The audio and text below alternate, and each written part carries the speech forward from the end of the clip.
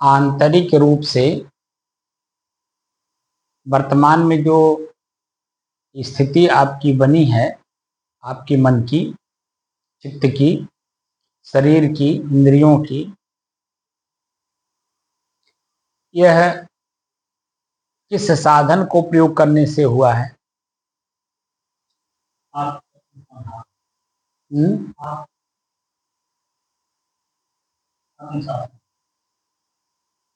आत्मानुशासन।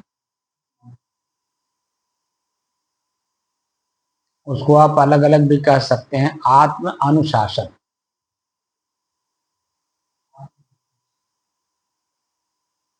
आत्म माने स्वयं, अनुविशेषण लगाया शासन में।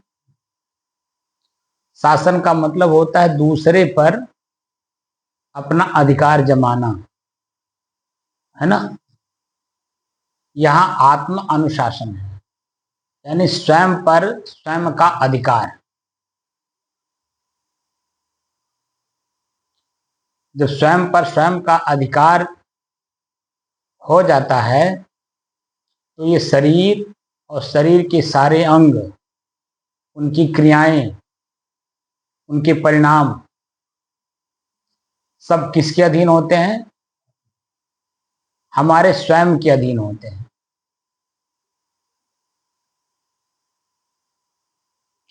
और जब हम स्वयं स्वयं के अधीन होते हैं तो गलतियां भी अगर हो रही हो या हो चुकी हो तो हम उसका सुधार कर लेते हैं। अपनी गलती का एहसास हम स्वयं कर लेते हैं। अब जैसे ही गलती का एहसास होता है तो उसमें अपने आप सुधार होना शुरू हो जाता है।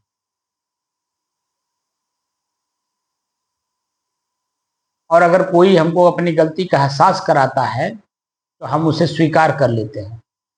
1 मिनट की भी देरी नहीं लगाते हैं, बल्कि हम उसके ऊपर दोषारोपण नहीं करते हैं। हम अपनी गलती स्वीकार कर लेते हैं और स्वीकार करके अपनी गलती का सुधार करते हैं और उनसे हम क्षमा मांगते हैं।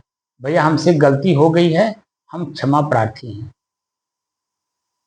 हाथ जोड़ करके विनम्रता पूर्वक अपनी गलती स्वीकार कर ली जाती है। तो क्या होता है कि आपसी विद्वेष नहीं होता है।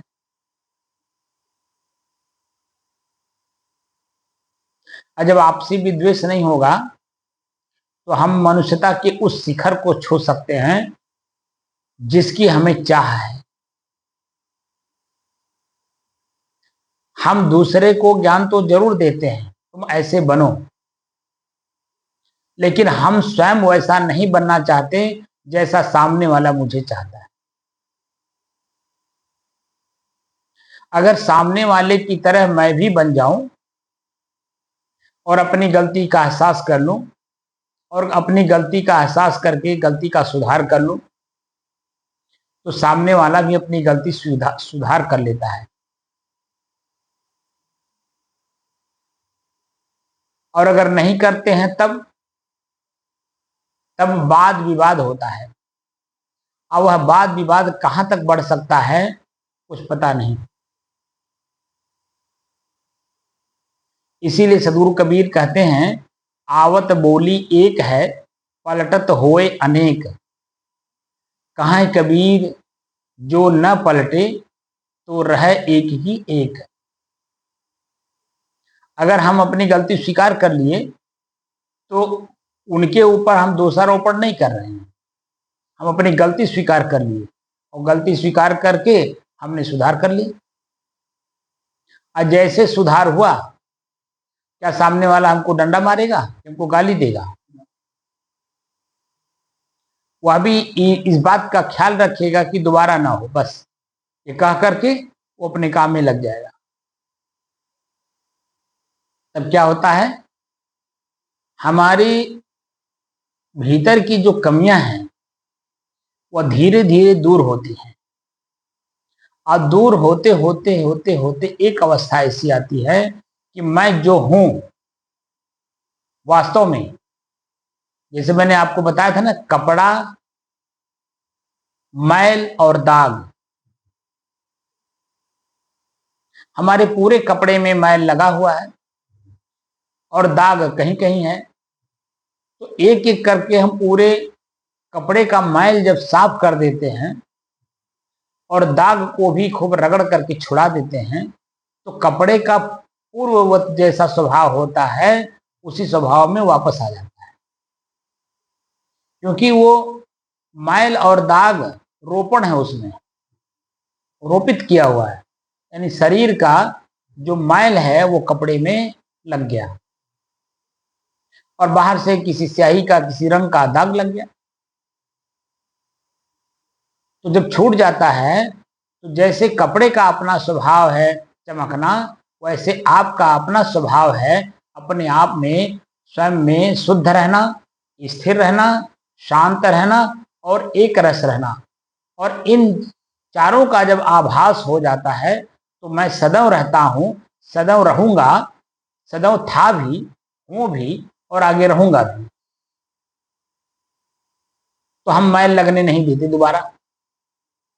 अपनी चमक को, अपनी शांति को, अपने सुख को, अपनी स्थिरता को, अपनी शुद्धता को मैं स्वयं यथावत बना कर रखने की कोशिश करता हूं। क्योंकि शरीर में जब तक आप रहेंगे तब तक प्रकृति के अधीन है ना, और प्रकृति में है परिवर्तन। अब वह परिवर्तन कब कहाँ कैसे परिवर्तित हो जाए, आपके शरीर, शरीर के अंग, उनकी क्रियाएं कब कहाँ आपके मन को प्रभावित कर दें, आप बदल जाएं, आप अपनी ही क्रिया को कहाँ पर किस रूप में कर देंगे कुछ पता नहीं। इसीलिए ये जो हम साधना सिखा रहे हैं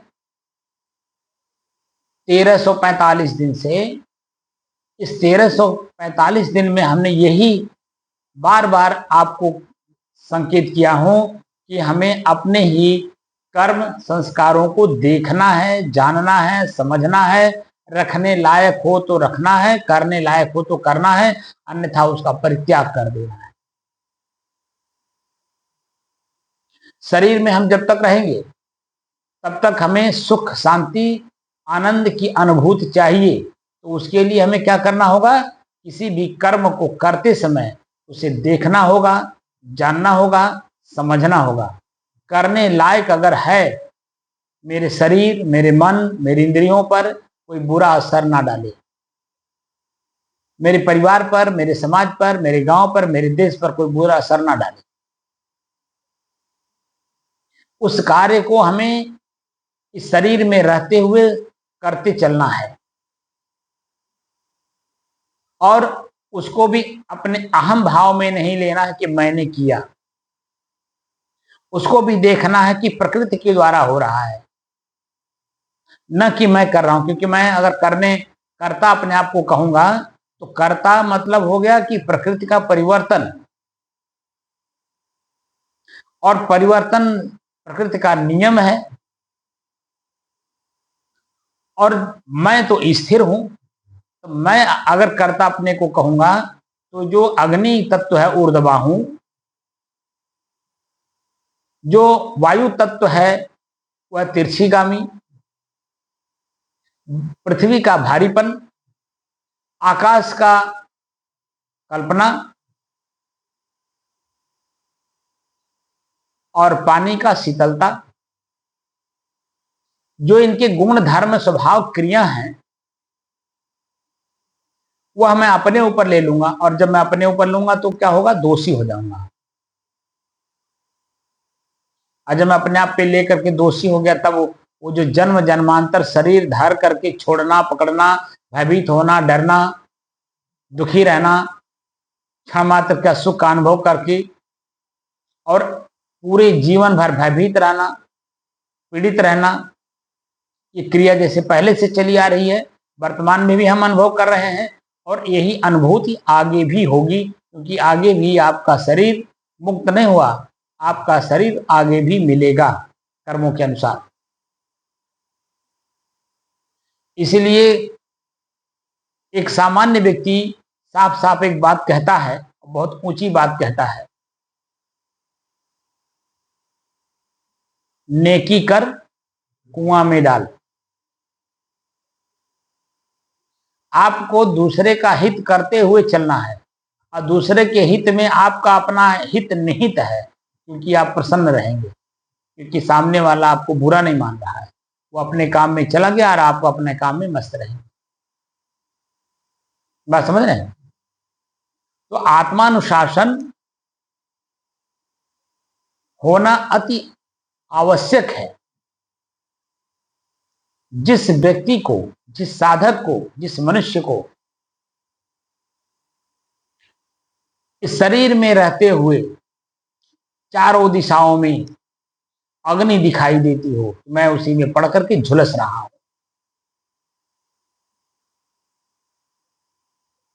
चारों तरफ से हमें दुख दुख प्राप्त हो रहा है, सभी जीव हमें नोच रहे हैं, ऐसे साधक, ऐसे मनुष्य, ऐसे व्यक्ति को इस साधना को करके अपने आप को इस शरीर रूपी दुखालय से मुक्त कर लेना चाहिए। क्योंकि जब तक शरीर रहेगा निश्चित है कि आप दुखी रहेंगे। क्षण मात्र का सुख मिल जाएगा, लेकिन अनादिकाल से जो दुख भोगते आ रहे हैं शरीर धर करके, ऐसे आगे भी अनादिकाल तक शरीर को पकड़ते रहेंगे, छोड़ते रहेंगे, दुख सुख सहते रहेंगे। जीने और मरने का भय बना रहेगा। मैं जैसा हूं, क्योंकि मैं भी एक तत्व हूं, निज तत्व। तो निज तत्व कैसा है, उसे गुरुओं के सानिध्य में ही जाकर के आप समझ सकते हैं कि निज तत्व कैसा है। जब आप अपने ही कर्मों को पढ़ते हैं, देखते हैं, सुनते हैं, समझते हैं, तो अगर अच्छा हुआ है तो प्रसन्न होते हैं, बुरा हुआ है तो दुखी होते, पश्चाताप करते हैं। लेकिन जब आप नींद में चले जाते हैं तो ना वहां अच्छा कर्म है ना बुरा कर्म है, तो ना आप प्रसन्न हो रहे हैं ना आप दुखी हो रहे हैं। दोनों के मध्य की स्थिति आपकी नींद की बनती है, क्योंकि आपको अपने शरीर का ही ज्ञान नहीं रहता, आपके अपने शरीर के अंगों का भी ज्ञान नहीं रहता। किस अंग में क्या क्रिया हो रही है, क्या नींद अवस्था में पता रहता है? आपको लेटरिन लगा है या बाथरूम लगा है, जिसको लघु शंका कहते हैं, चेतना में आने के बाद ही आपको अपने शरीर के अंगों का ज्ञान होता है। जब तक आप नींद में हैं आप चेतना से अलग हैं, और चेतना प्रकृति का गुण है, वो अग्नि तत्व है, ये मैं बताया था ना। और मैं स्वयं इस प्रकृति के गुणों से ऊपर हूं, त्रिगुणातीत हूं। क्योंकि नींद में हम जब जाते हैं हम त्रिगुणातीत अवस्था में रहते हैं। हमारे अपने शरीर के किसी भी अंग का ना हमें गुण मालूम ना अवगुण मालूम, कुछ नहीं रहता, क्योंकि मन वहां नहीं रहता है, क्योंकि मन ही का सारा खेल है। और मन बनता है कैसे है? हमारी ज्ञानेंद्रियों के द्वारा। आंख खुला, दृश्य देखा, मन बन गया। फिर चित्त पे जाएगा, प्रश्न करेगा कौन है, कहां से आए हैं, क्या काम है। बुद्धि में निश्चय होगा, उसकी बात को सुन के फलाने हैं, फला जगह से आए हैं, फला काम से आए हैं, वो निश्चय हो गया, आपने काम कर दिया, वो क्रिया हो गई। और क्रिया जब हो गई अमिट हो गया, क्योंकि वो दृश्य बार बार याद आएगा। देखा फलाने का हम हित कह दी, वो हमारे अहित करत हैं।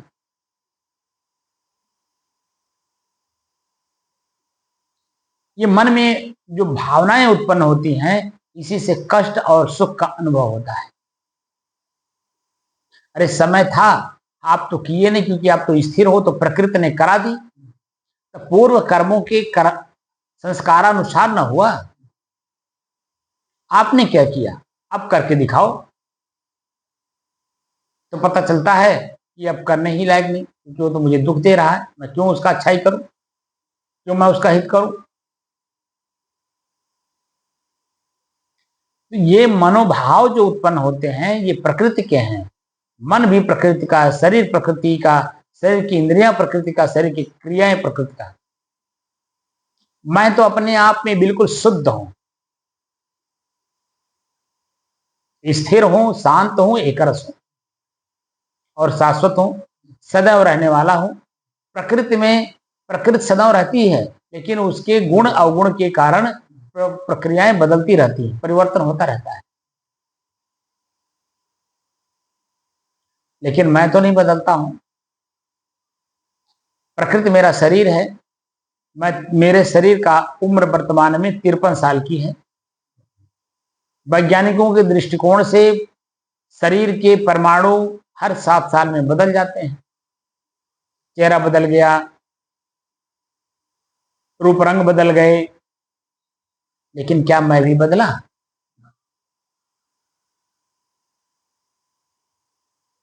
मैं इस शरीर का उपभोक्ता, मैं जैसा इस शरीर के पहले था, इस शरीर में आने पर हुआ, आज भी मैं वही हूं। सब कुछ परिवर्तन किस में हुआ? प्रकृति में हुआ। तो आत्म अनुशासन करना है मुझे अपने आप को जानने के लिए।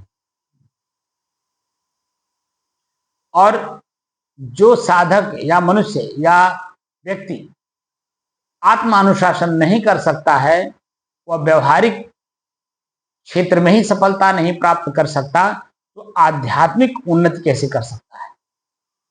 क्योंकि अध्यात्म का मतलब ही होता है स्वयं मैं कौन हूं का परिचय प्राप्त करना। तो अच्छे बुरे दोनों कर्मों को पढ़ते समय ध्यान रखना पड़ता है, क्या मैं ये बुरा कर्म हूं या उसका जानने वाला, उसको परिवर्तित करने वाला, उसको बदलने वाला? क्या मैं शुद्ध हूं? मैं शुद्ध भी नहीं हूं। जो व्यवहार में बुरे प्रक्रियाओं को देखा जाता है, मन अशुद्ध हो जाता है, पीड़ित होता है, तो जो प्रसन्नता है वही तो शुद्धता प्रकृति का है। तो प्रसन्नता किसका है? जल तत्व है, आनंद की अनुभूति करा रहा है, इसलिए जल तत्व है। लेकिन मैं जल तत्व भी नहीं, अग्नि तत्व भी नहीं, पृथ्वी तत्व भी नहीं, कोई तत्व हूं। इन सभी पंच तत्वों को जानने वाला, प्रयोग करने वाला, उपभोग करने वाला, इनका मालिक मैं स्वयं भी एक तत्व, निज तत्व हूं। एक दूसरे को नहीं जानते, वास्तव में ये नहीं जानते अपने आप को। आपको नहीं जानेगा, कोई किसी को नहीं, लेकिन मैं सबको जानता हूं। ये पांचों मिलकर के हमें नहीं जानते। हमको नहीं जानते, लेकिन हम तो सबको जानते हैं। ये पांचों आपस में अपने नहीं जानते। वो जब अपने आप को नहीं जानते कि मैं कौन तत्व हूं, ये अन्य तत्वों को कैसे जानेंगे? ये तो कमोबेश है ना। जो ज्यादा पढ़ता है वो अपना अस्तित्व दिखाता है, असर दिखाई देता है। वो तो कमोबेश की बात हो गई। लेकिन ये अपने आप को खुद नहीं जानते, तो अन्य तत्वों को कैसे जानेंगे? लेकिन मैं स्वयं को भी जानता हूं, इन पंच तत्वों को भी जानता हूं। अब अज्ञानता यह है कि मैं शरीर को मैं मानता हूं, क्योंकि मैं इसी में रह के आसक्त हूं। यही अज्ञानता है।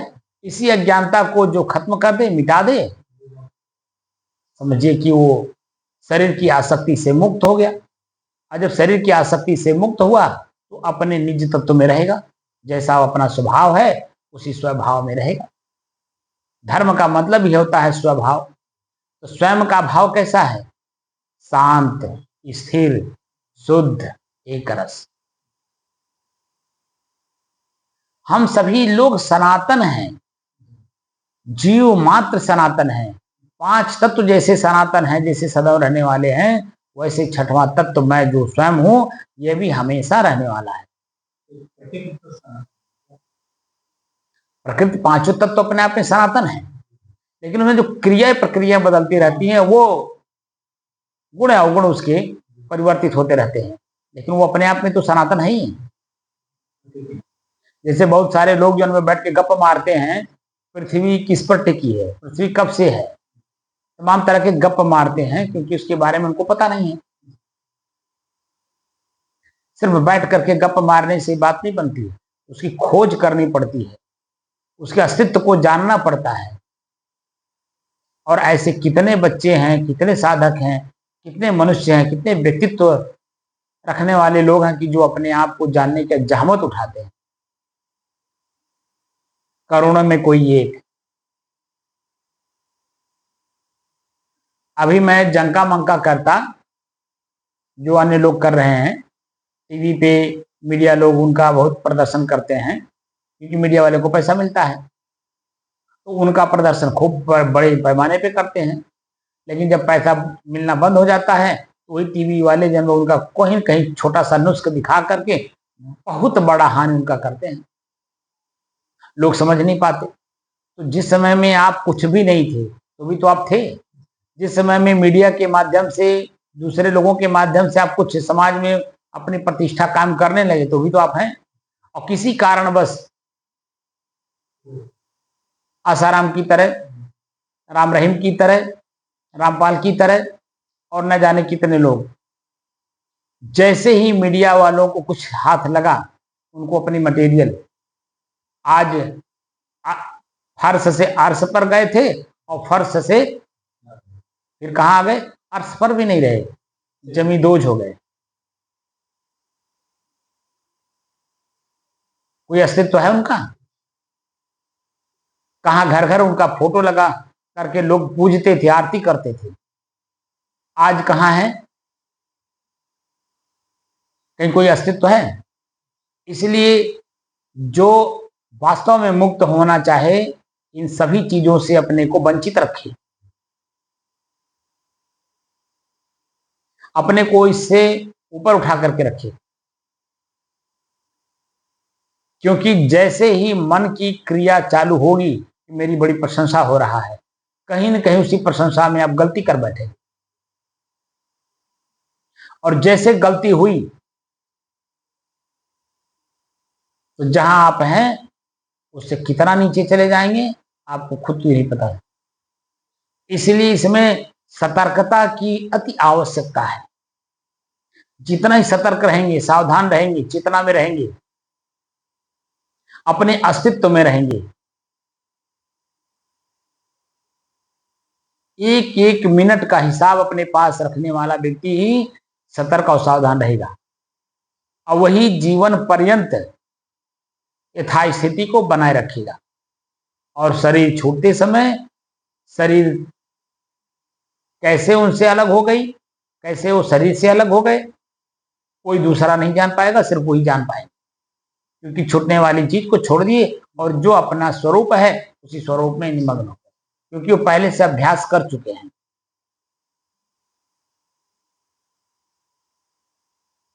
ऐसे संत बिरले मिलते हैं, और इन्हीं संतों की खोज करनी चाहिए। जिसको मुक्ति चाहिए ना, ऐसे संतों की खोज करनी चाहिए।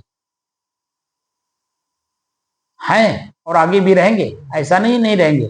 कभी पृथ्वी वीरों से खाली नहीं रहती है, समय समय से सब लोग मिलते हैं, बशर्ते हमारी खोजने की ताकत, बल, आंख होनी चाहिए, जिज्ञासु भाव होना चाहिए, मुमुक्षुता होनी चाहिए। तब हम ऐसे संत का परिचय प्राप्त करके, उनके बताए हुए रास्ते का अनुसरण करके मैं भी अपने आप को अपने ही वासना से मुक्त कर सकता हूं। शरीर में मैं आसक्त हूं पंच प्रकृति के द्वारा, और पांचों तत्व जो है 5 प्रकार से हमारे शरीर में क्रियाएं करते रहते हैं। मैं उसी को सुख दुख मान करके और उसी में लीन हूं, और लीन होने की वजह से दुख सुख सह रहे हैं। हमें दोनों से ऊपर उठना है, ना हमें सुख चाहिए ना हमें दुख चाहिए, दोनों नहीं चाहिए। मैं जैसा हूं वैसा मैं अपने आप में रहना है। अपने आप में मैं जैसा हूं ऐसे बने रहने के लिए जो प्रकृति का अभ्यास हो गया है, अब इसको प्रकृति से अपने आप को ऊपर उठा करके अभ्यास करना है। भूख, प्यास, नींद, आलस, जमुहाई, मान, प्रतिष्ठा, जो कुछ भी हमारे मन के अंदर में है, सबको खाली करना है। नींद के समय में चाहे वो एक भिखारी हो और चाहे वो राजा हो, दोनों ही के भाव जब समाप्त होते हैं तभी वह नींद मिलती है। ना वो राजा है ना वो भिखारी है। नींद के समय में कौन क्या है कुछ पता रहता है। तो नींद अवस्था बार बार, इसीलिए मैं कह रहा हूं, ये तो मुझे उपनिषदों में जब मिला, क्योंकि उपनिषद हमारे 108 हैं और उन उपनिषदों ने आत्मा के बारे में ही, यानी स्वयं के बारे में ही सारी चर्चा की हुई है। हम इसलिए नहीं समझ पाते क्योंकि वह संस्कृत में है। एक भाषा थी एक जमाने में, जब हमारे ऋषि रिसर्च कर रहे थे, उस समय में जो भाषा थी उसी भाषा में उन लोगों ने लिखा है। आज हम उस भाषा को जानने का कष्ट नहीं करते हैं, इसलिए उससे वंचित रह जा रहे हैं। चाहते तो हैं हम मुक्त हो जाए, लेकिन क्रम से जो मुक्ति का साधन है उनका उपयोग नहीं करते हैं। उपयोग न करने के कारण चाहने मात्र से कुछ होता है। मैं बहुत बड़ा अमीर हो जाऊं, बहुत बड़ा धनवान हो जाऊं, बहुत बड़ा ज्ञानवान हो जाऊं, क्या चाहने से हो जाता है? वैसे ही कर्म करना पड़ता है। तो आपको किसी को बताने की जरूरत नहीं पड़ती है, वो स्वतः लोग जान जाते हैं कि ये हैं, ये हैं, ये लोग बताते हैं। आप तो अपना काम करते हैं।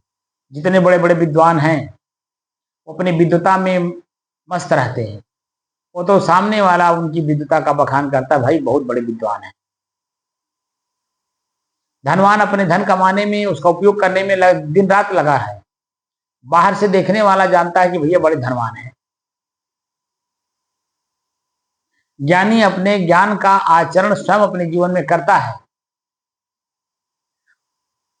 और देखने वाला उनके आचरण को देख करके, उनके व्यवहार को देख करके उनको ज्ञानी का पद दे देता है। वो स्वयं नहीं बताते हैं कि मैं ज्ञानी हूं, मुझे जानो। ये समाज अपने आप उनको दे देता है, क्योंकि वो अपने कार्य में लीन है। और यहां आपको अपने ही कर्मों से मुक्ति पाना है, तो दूसरे को जना के करेंगे, दूसरा कोई करने देगा? बोलिए।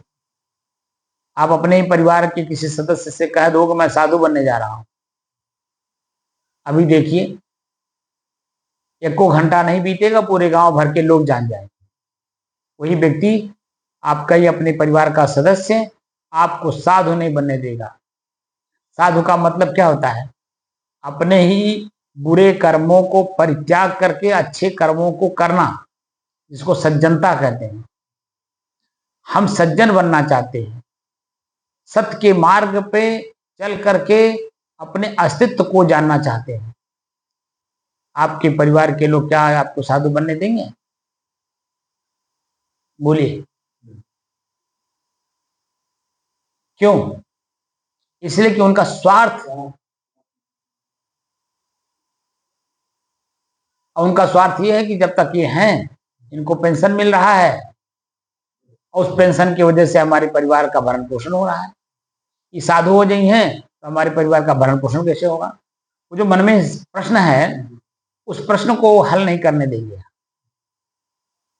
वो अपना हाल कर रहे हैं। आप कहाँ जा रहे हैं, किस दिशा में जा रहे हैं, उनसे कोई मतलब नहीं। और उनको अपने आप पर कॉन्फिडेंस नहीं, विश्वास नहीं है कि ये नहीं रहेंगे तो मैं भी अपना जीवन यापन कर लूंगा। शरीर ही तो चलाना है। अरे इसको चाहे आप दूध रोटी दो, चाहे नमक रोटी दो,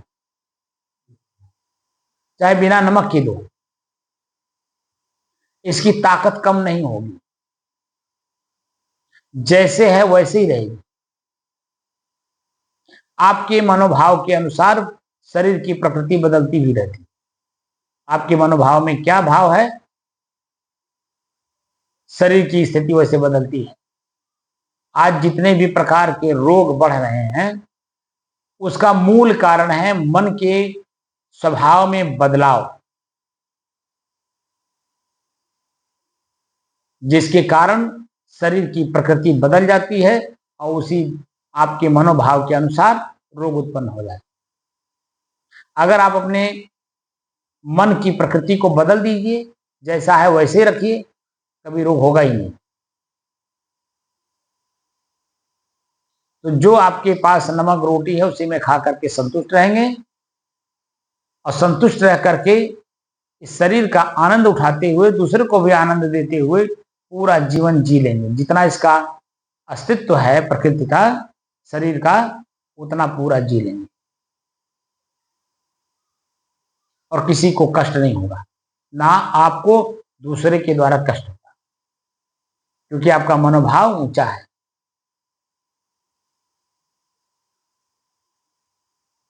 तो आत्मानुशासन किसी भी क्षेत्र में जरूरी है, चाहे भौतिक जीवन हो चाहे आध्यात्मिक जीवन हो। जो आत्मानुशासन में रहता है वही भौतिकता में दिखाई भी देता है। विद्वान, धनवान, ज्ञानवान, आचरण संपन्न सब लोग दिखाई देते हैं, और वहीं जो आत्मानुशासित नहीं है वह भी दिखाई देता है। चोर, डाकू, छिनार, बदमाश, कितने रूपों में उनके नाम ले, क्योंकि वह आत्मानुशासित नहीं है। समझ में आया बात? तो हम लोगों की जो स्थिति बन रही है, यह स्थिति आत्मानुशासन के कारण ही बन रही है। क्योंकि ठंडी, गर्मी, भूख, प्यास, मान, अपमान, निंदा, स्तुति, ठंडी, गर्मी, सब कुछ को सहन करके हम लोग अपने स्वयं के दिशा में आगे बढ़ रहे हैं कि मैं स्वयं कौन हूं, है कि नहीं?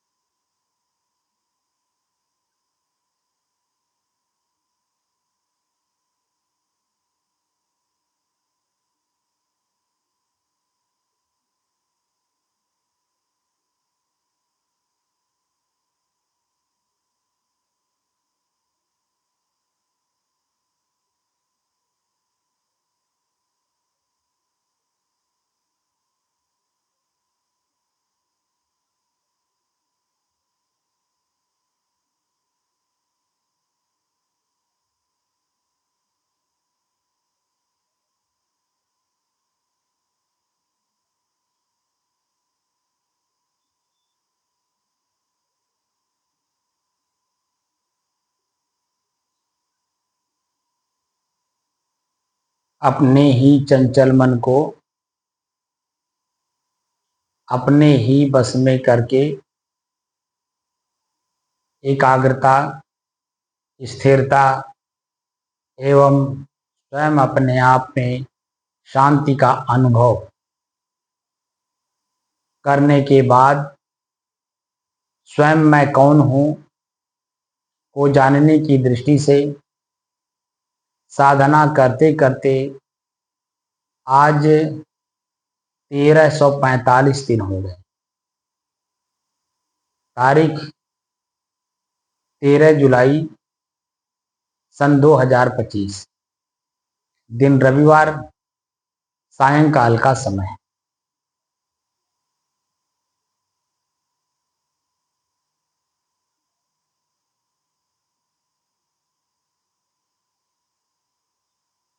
चर्चा चल रहा है आत्मानुशासन।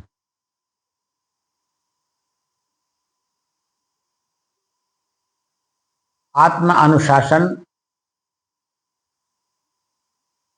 के बगैर जो हमारा भौतिक जीवन है, सांसारिक जीवन है, वह भी सफल नहीं होता है। तो आध्यात्मिक जीवन कैसे सफल होगा?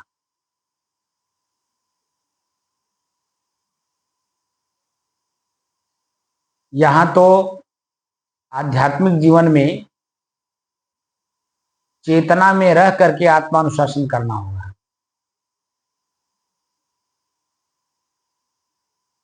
तो चेतना आएगी कैसे?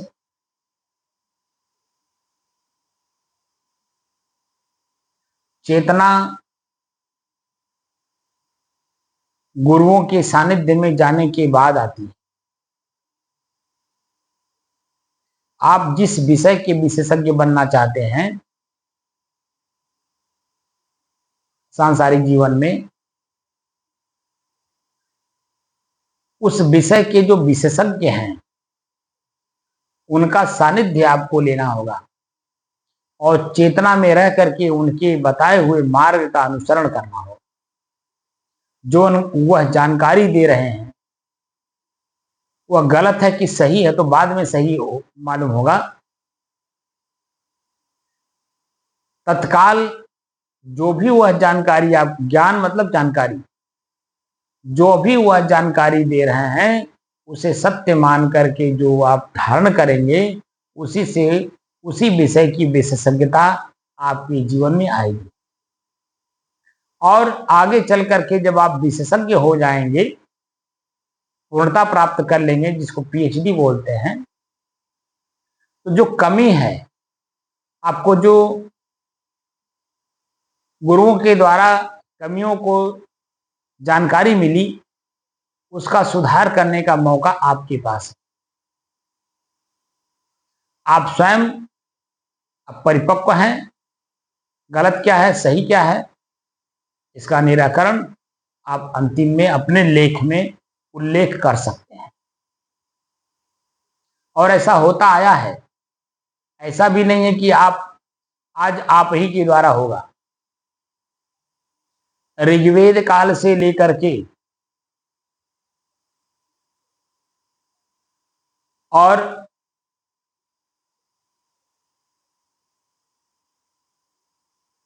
तुलसीदास जी कृत रामायण तक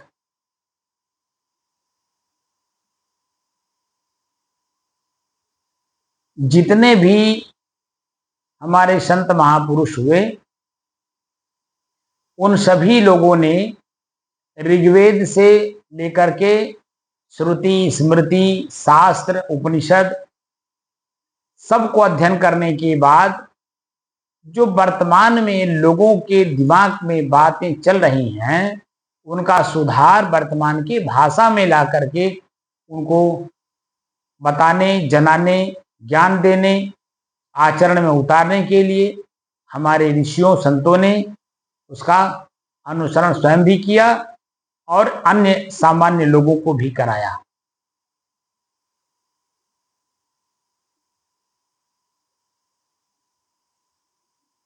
और वर्तमान में जो हम जैसे संत लोग हैं, वह भी वर्तमान में जहां जिस क्षेत्र में हैं, जिस भाषा को जान रहे हैं, उसी भाषा में वहां के लोगों को अपने स्वयं के मार्ग का अनुसरण कैसे करना है उसके बारे में पूरा जानकारी दे रहे हैं। और वह जानकारी कहां से प्राप्त किए? ऋग्वेद से लेकर के वर्तमान तक के जो ऋषि, महर्षि, संत महात्माओं ने लेख के रूप में, सदग्रंथ के रूप में हमारे बीच में रखा है, उनका पूरा अध्ययन करने के बाद। क्योंकि किसी समय में इसी पानी को नीर कहा जाता था, जल कहा जाता था। समय समय से भाषाएं बदलती गई, आज हम उसी को नीर और जल को पानी के रूप में जानते हैं। लेकिन अभी वर्तमान में आप पश्चिम चले जाइए, जितना ही पश्चिम जाएंगे, जितना ही पूरब जाएंगे, जितना ही दक्षिण जाएंगे, जितना ही उत्तर जाएंगे, वहाँ के लोगों की भाषाएं वर्तमान में अलग अलग होंगी। उसी पानी को, जिसको आप पानी समझ रहे हैं, उसी पानी को वो लोग अपनी भाषा में जानते हैं। कोई आब कहेगा, कोई वाटर कहेगा। आप इधर पश्चिम की ओर, जब पश्चिम और दक्षिण की ओर जाएंगे, महाराष्ट्र की ओर, तो वहाँ पानी कहते हैं, पानी।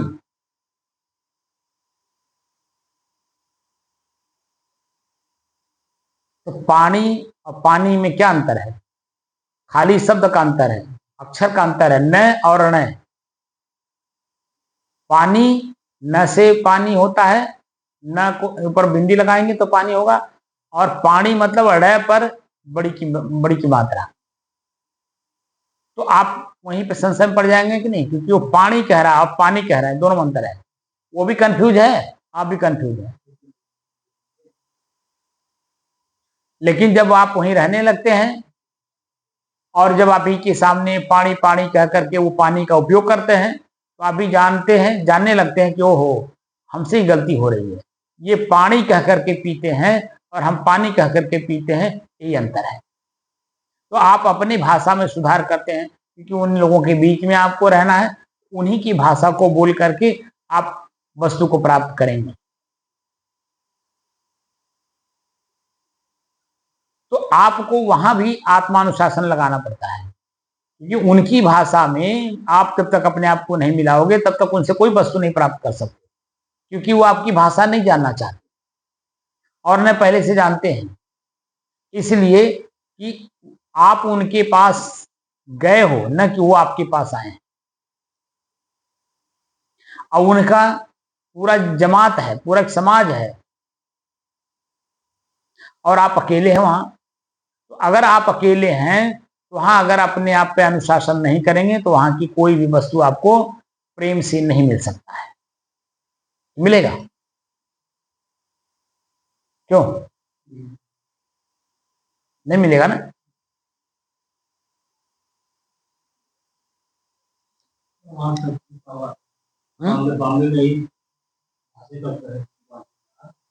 क्या हुआ?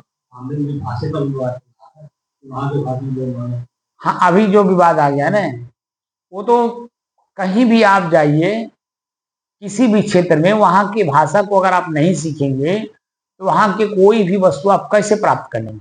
अपने ही भारत के लोग, विश्व में कई ऐसे देश हैं जहां भारतीय लोग रहते हैं।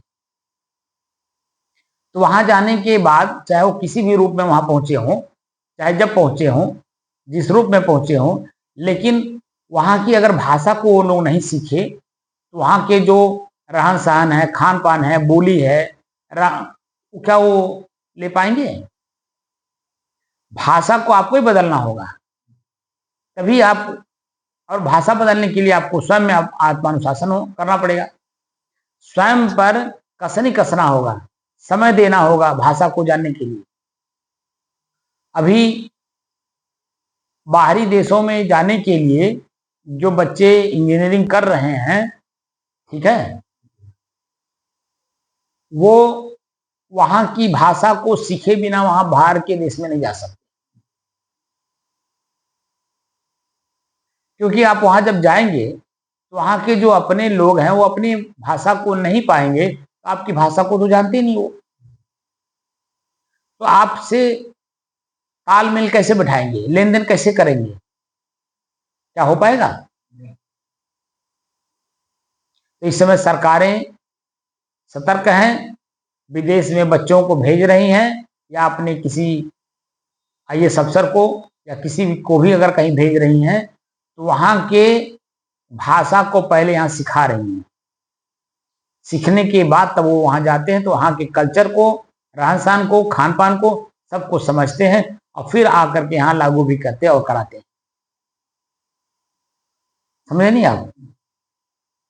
इसलिए हर क्षेत्र में, कहीं भी, किसी भी जगह पर अगर आप हैं, छोटी जगह हो या बड़ी जगह हो, छोटे लोग हों या बड़े लोग हों, अगर आप आत्मानुशासित हैं, तो छोटे से भी प्रेम ले लेंगे और बड़े से तो लेंगे ही। लेकिन अगर आप आत्मानुशासित नहीं है, तो छोटा भी नहीं देगा तो बड़ा कहां से देगा? क्योंकि बड़े लोग जो भी हैं वो सभी लोग आत्मानुशासित हैं। छोटे लोग आत्मानुशासित नहीं रहते। वह तो उनके मन में जो उत्पन्न होगा वो बोल देंगे और जो मन में उत्पन्न होगा वही कर देंगे, क्योंकि उनको कोई परिणाम से मतलब नहीं है। परिणाम जो होगा देखा जाएगा। लेकिन जो आत्मानुशासित होता है वो परिणाम से डरता है, इसीलिए अपनी बोली, भाषा, रहन सहन, खान पान सब में सुधार करता है, क्योंकि वह परिणाम को देख करके डरता है। समझेंगे नहीं आप? इसलिए आत्मानुशासित होना अति आवश्यक है। उसके ऊपर हमने कुछ लिखा है, वो आप लोगों को हम बता देना चाहते हैं।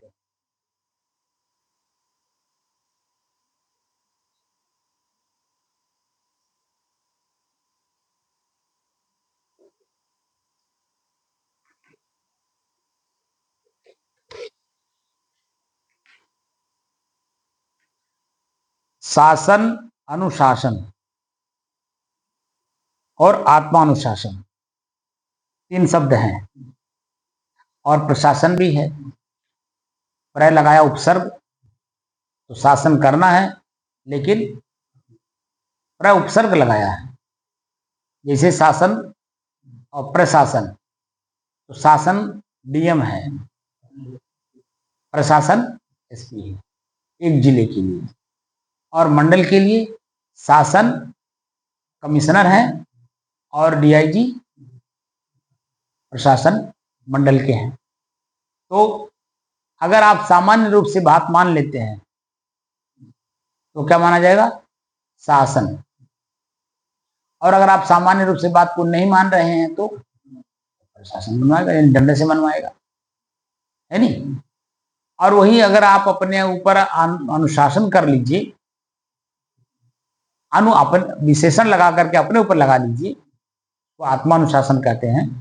तो फिर न शासन की जरूरत न प्रशासन की जरूरत। कोई आपको छेड़ेगा न कुछ कहेगा, कुछ नहीं कहेगा। शासन शब्द कहां प्रयोग होता है? गवर्नमेंट, रूल, एडमिनिस्ट्रेशन, गवर्नेंस, ठीक है ना? यह शब्द किसी देश, राज्य, परिवार या संगठन को चलाने और नियंत्रित करने की प्रक्रिया या प्रणाली को संदर्भित करता है। शासन किसी भी संगठन या प्रणाली को चलाने, नियंत्रित करने और जवाबदेह ठहराने के लिए नियमों, प्रक्रियाओं और प्रथाओं का एक सेट। इसमें निर्णय लेने की प्रक्रिया, नीतियों का निर्माण और यह सुनिश्चित करना शामिल है कि संगठन अपने लक्ष्यों को प्रभावी ढंग से प्राप्त करे और हितधारकों के प्रति जवाबदेह हो।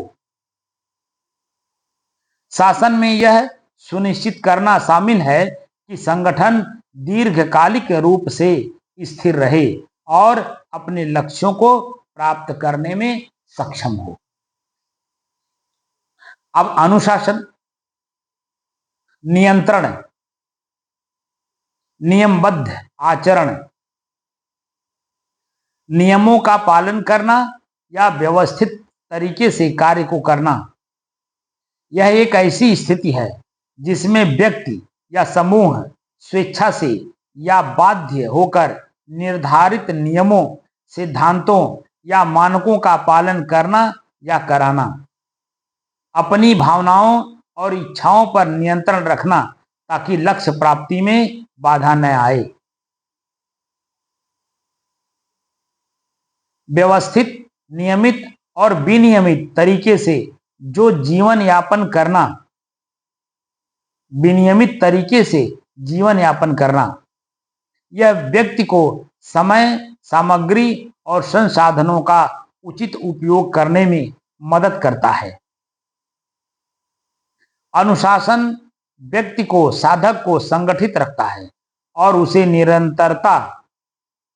निरंतर उन गतिविधियों में ले जाता है जो सफलता के लिए आवश्यक है। इसके बिना जीवन अव्यवस्थित, अनियमित और अव्यवहार्य दिखाई देता है। स्वयं को अनुशासित करना या नियंत्रित करना, इसका मतलब यह है कि अपनी भावनाओं, आवेगों, कल्पनाओं, इच्छाओं, वासनाओं और व्यवहारों पर नियंत्रण रखना, ताकि अपने लक्ष्यों को प्राप्त किया जा सके और एक बेहतर जीवन जिया जा सके। एक महत्वपूर्ण कौशल है अनुशासन, एक महत्वपूर्ण कौशल है जो सफलता, खुशी, आनंद और संतुष्टि प्राप्त करने में मदद करता है।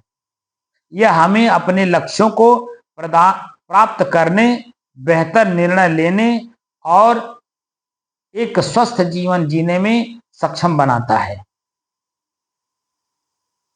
संयम का अर्थ मात्र अनुशासन नहीं है, यह आत्मानुशासन है, अपने आध्यात्मिक स्व का अनुशासन। मूल रूप से आत्म अनुशासन का अर्थ है अपनी पूर्व की स्थिति में सुधार या बेहतरी के लिए खुद को नियंत्रित करना। आत्म अनुशासन हासिल करना मुश्किल है, क्योंकि इसके लिए सही चुनाव करने के लिए खुद से ही लड़ना व जूझना पड़ता है। लेकिन सच्चा आत्म अनुशासन खुद को सजा देना नहीं है और न ही किसी की जीवन शैली या आराम करने के अधिकार को सीमित करना है।